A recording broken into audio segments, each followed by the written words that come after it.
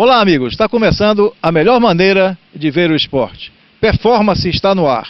E hoje eu estou aqui com meu amigo, meu primo, meu irmão e, com certeza, um ibope garantido para que a nossa mensagem seja melhor levada. Eu trouxe Eduardo José Cavalcante Monteiro de Paula, o meu querido Dudu. Tudo bem, Dudu?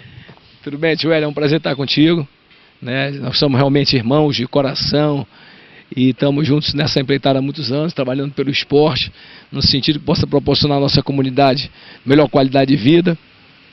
E a gente vai ter um tempo aí para a gente conversar bastante, né, tio Hélio? Principalmente porque o programa de hoje é em homenagem ao nosso querido Honório, que é um grande corredor, que você acompanhou passo a passo dele. Eu sei que você foi assim, não é um pai, mas um agente, vamos dizer assim, técnico, né? Certeza. Pai não daria, até porque ele era bem mais velho, mas ele era um exemplo de perseverança e de teimosia também, né? Que ele era muito teimoso, mas o seu Álvaro era uma figura ímpar. Ele conseguiu aos 68 anos ser o recordista sul-americano na faixa de idade dele, lógico, na Argentina, depois de ganhar 5 vezes a 28 de agosto, ganhar centenas de vezes na competição, desde quando existia a Corrida dos Reis em Brasília. Ele ganhou todas as vezes na faixa de idade dele, e como premiação ele foi 2 vezes a Maratona de Nova York, e as 2 vezes que foi a Maratona de Nova York, ele conseguiu uma colocação maravilhosa em 3º lugar do mundo. E enquanto a gente conversa, nós estamos mostrando para vocês algumas imagens que foram feitas em Nova York, uma época que ainda existia a TV Manchete, né? Um repórter que hoje faz parte do sistema SBT, que é o Luiz Carlos Azenhas. A época fez uma reportagem, nós tivemos a honra e a satisfação de desembarcar em Nova York. O seu Álvaro e eu, na verdade, porque ele que me levou, embora eu tenha sido o patrocinador dele, né? E tive a chance, inclusive, de conhecer pessoalmente Pelé, Carlos Alberto, que leram a história dele no New York Times e que foram lá dizer: pô, só nessa idade o senhor faz tudo isso, como é que o senhor consegue tudo isso? E ele era um exemplo realmente de vida, um homem que gostava de correr com tênis baixinho, porque dizia que você vai correr com tênis macio, aí a força que você faz de cima para baixo, ele é absorvido pelo impacto, assim como o impacto vai absorver de baixo para cima. Então ele achava que isso tirava a força dele, ele corria com tênis bem baixinho, e com consequência disso ele desenvolveu muitas doenças musculares, né, e ósseas, pelo impacto contínuo que ele fazia. Um homem que fazia todo dia 12, 14 quilômetros todo dia, como se fosse feijão com arroz. Ele fazia 4 maratonas ao ano.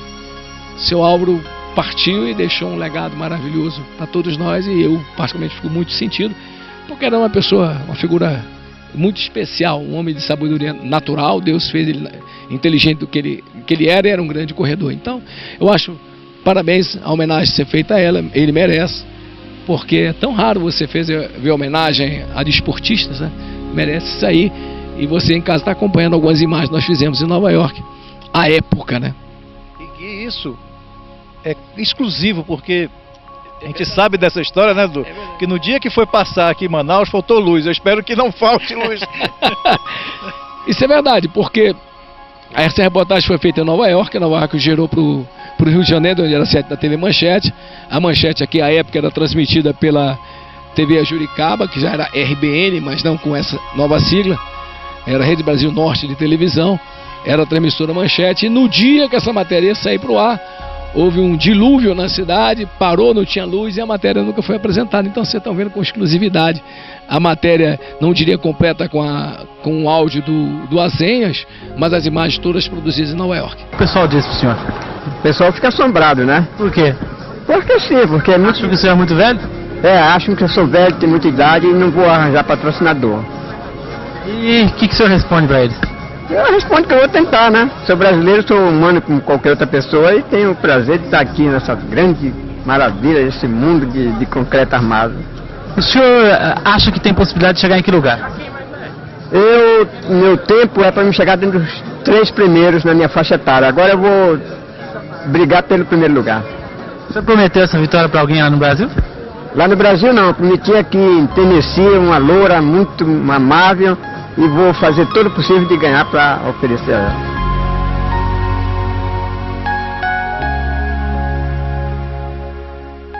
o seu Álvaro, a gente acompanhou, era uma pessoa simples e muito amiga nossa. Então, nós queremos, assim já com a voz embargada, porque a gente realmente tinha um carinho muito grande por esse grande atleta. E ele tinha uma coisa interessante, velho. Ele quando corria, você sabe que sem correr tem que respirar. E ele, na inteligência natural dele, descobriu que depois de dar 1 quilômetro, ele começava a assoviar. Então ele corria fazendo assim. Todo mundo na rua sabia, quando via aquele assovio, já era ele que vinha correndo. O seu Álvaro é uma pessoa espetacular, que Deus o proteja e o tenha, como sempre mereceu. E com essas histórias é que nós estamos aqui, porque agora nós temos um site e o Dudu é um dos articulistas. E eu fui pesquisar esse nome. Quando eu falei articulista, todo mundo, não, é articulista mesmo quem faz artigo. E esses artigos feitos pelo Dudu, você vai poder acessar o nosso site e ver esse programa também, porque agora já na segunda-feira, Dudu, tem uma telinha lá que você aperta pelo YouTube e vai assistir o nosso programa, ou parte dos nossos programas, que você não viu no domingo, você vai lá e acessa. E as histórias do Dudu já começaram a ser contadas no nosso site. Então ele conta nesse primeiro artigo que ele fez, já está fazendo já o segundo, lembranças de uma época dourada do nosso esporte, associando os nomes dos nossos clubes no passado e que hoje, por que os nossos jovens tanto gostam dos times de fora? Queria que você desse um toque inicial sobre esse seu artigo que você fez brilhantemente e que está encantando a todos que leem. Olha, tio, é até muito pertinente, nós temos escolhido essa área aqui, se você prestar atenção, né? A gente pode até mostrar um pouquinho, uma área maravilhosa aqui da peixaria, né? Onde você tem muitas árvores no local, o que significa a volta no tempo da natureza que era Manaus. Manaus era assim, cheia de árvore, uma casa aqui, uma casa ali, e isso fazia talvez com que tivesse uma proximidade maior, embora estivesse fisicamente longe, e que pudéssemos desenvolver a prática esportiva como um veio de educação da sociedade. E Manaus, aquela época, embora tivesse, segundo a informação mais recente que eu tive até, a época tinha 200 mil habitantes, hoje quase 2 milhões, tudo era muito mais próximo. Eu costumo brincar com as pessoas e dizer que naquela época a gente sabia quem era o bêbado da cidade, quem era o brigão da cidade, né? Quem era o mentiroso da cidade, porque a cidade toda se conhecia, todo mundo estava junto. E nessa época existia uma valorização muito grande dos atletas da nossa área, que eram atletas conhecidos, que a gente sempre pergunta para todo mundo. Quem é o melhor jogador de voleibol de Manaus hoje? Ninguém sabe. Quem é o melhor jogador de basquete? Ninguém sabe. Aliás, as pessoas até perguntam, e tem basquete? E tem. Está agora mesmo acontecendo o basquete dos bairros que a prefeitura está realizando, que nós estamos com 22 equipes, que maravilha.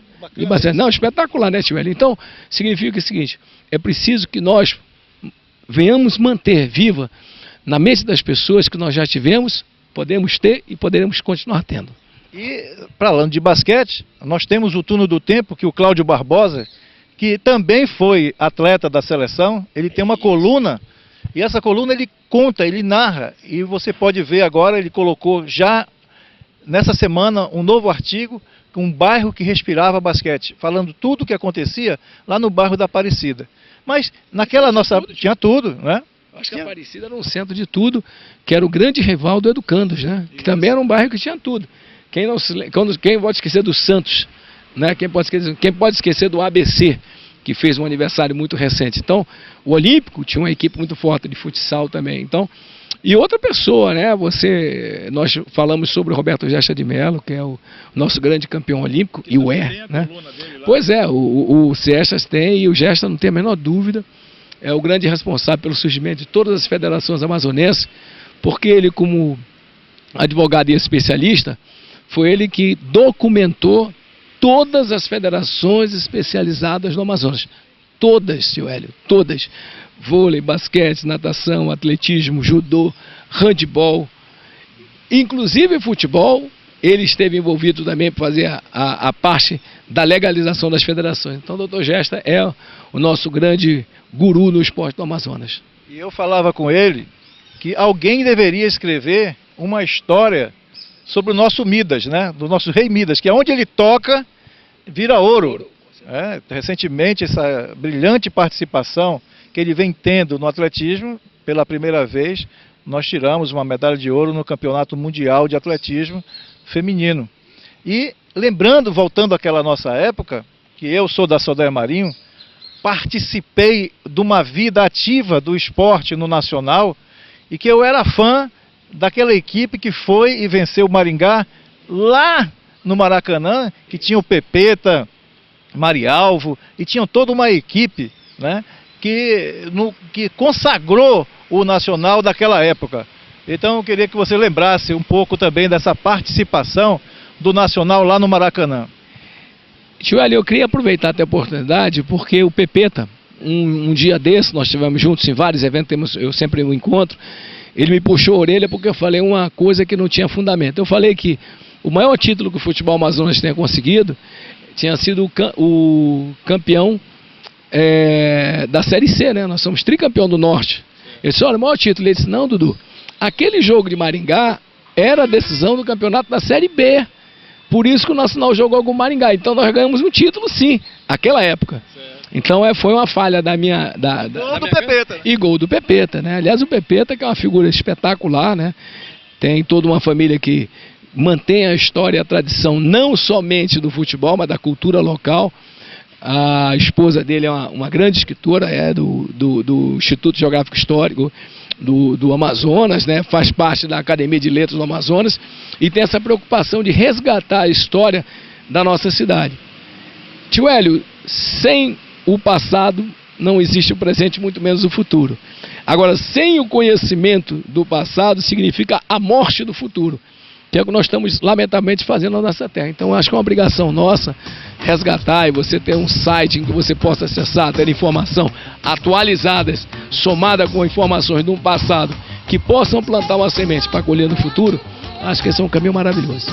Enquanto a gente toma uma água, aproveita e acessa aí www.performance, usando os R's todos, amazônia.com.br. É rapidinho, tu acessa e fica vendo o nosso programa, porque vai poder acompanhar tudo isso que nós estamos falando. Porque performance é a melhor maneira de ver o esporte. É rapidinho, a gente toma uma água e volta.